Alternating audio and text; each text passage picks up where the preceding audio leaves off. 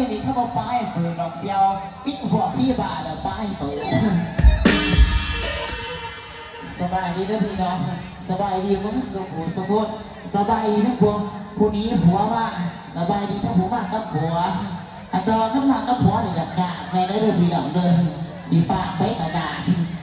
ผู้เดียวหน่อยแก่แล้วแต่ว่าได้แท้อยู่แล้วเหรอวะเป็นตัวพี่น้องโอ้ยเปิดใจมือสาวตำเลยสงสัยคนมากกับผัวได้เป็นคนปาก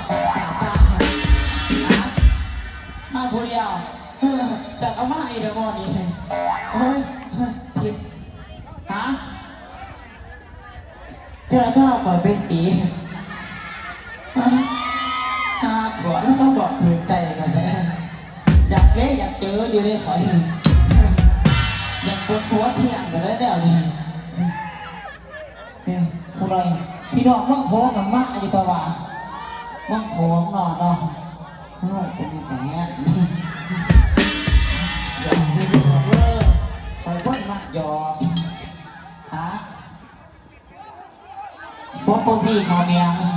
เพราะเขาย่างเขาเยอะเพราะโปรซี่เนี่ยบริใส่ง่ายเมื่อไรไหนบริผลเมืองเนี่ย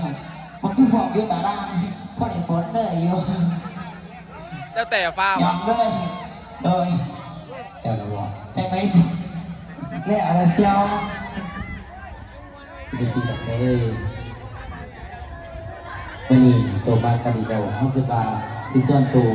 เขาไปหาที่เกิดเป็นงานอยู่ในเมืองเสร็จที่มาดีแต่หาโดยผู้สาวในเมืองไปหาเปีย